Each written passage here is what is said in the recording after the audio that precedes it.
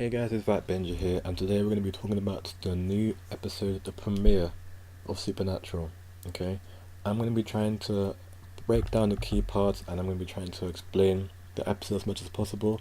I'll also be trying to answer questions that you guys may have about the episode. So yeah, stay tuned. So from the last season, you guys saw that the Nephilim had aged rapidly.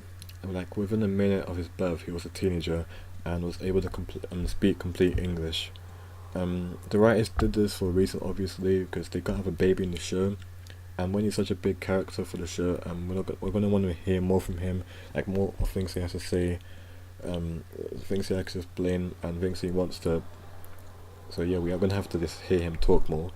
So yeah, this is something what they did with Amara last season, where but instead of growing up immediately, she was a baby. She went child of within like a day or two, then a teenager, and really quickly after that, then an adult. So it gave Amara like basically more like a week, but with Jack or the Nephilim, he became a teenager just straight away as soon as I was born.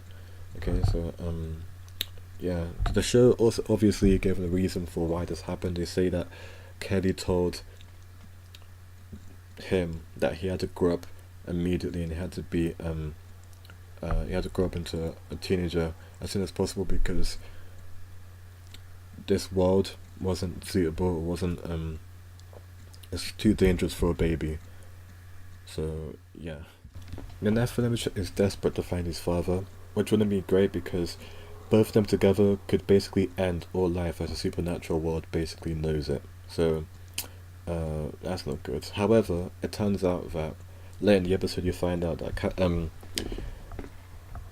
the Nephilim, Jack believes that his father is not Lucifer and his father is Castiel because Kelly Klein mentioned his name a lot, mentioned that your father is Castiel, so that can maybe lead to some goods coming from the kid because he believes that his father is Castiel. Um, Dean Dean tries to kill the kids because this was in the heat of the moment. He didn't know what it was. He didn't know how to go about it. He just saw a monster, not necessarily a monster, but he saw something that shouldn't exist. Standing in front of Sam after his mum had just been taken away. Castiel has just died.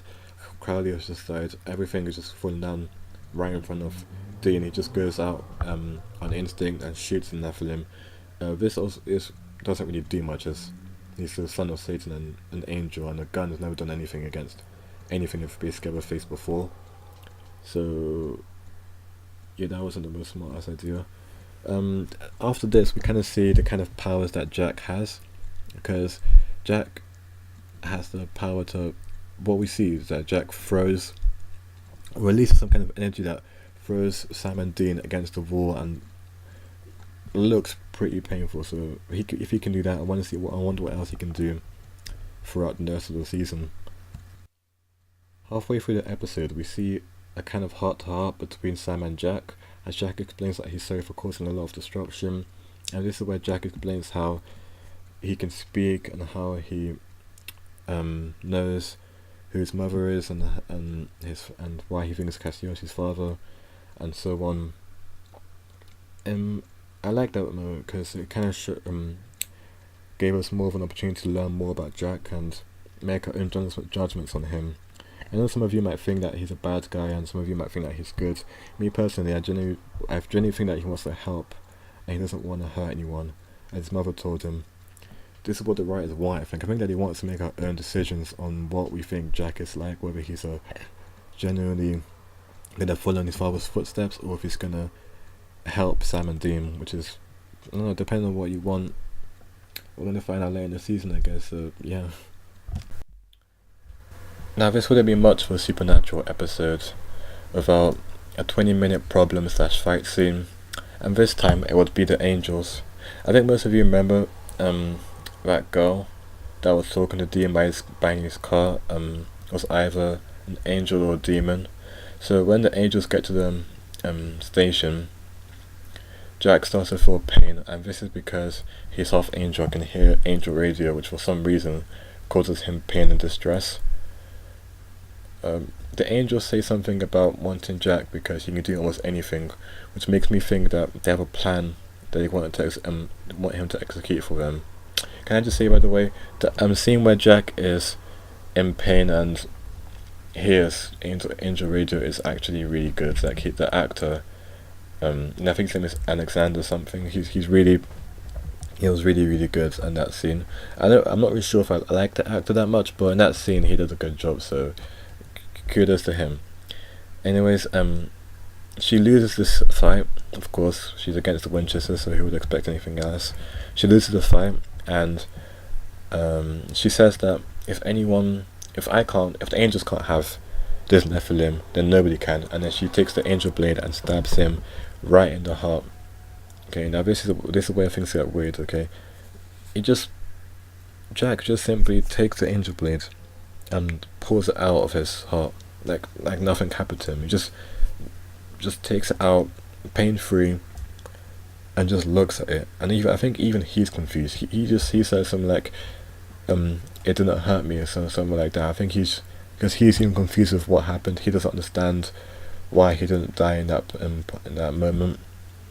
And this is kind of a bummer for Sam, and for Dean, because Dean wanted to kill him, and that was his best shot at killing him, like using an angel blade. So if that doesn't work, what will?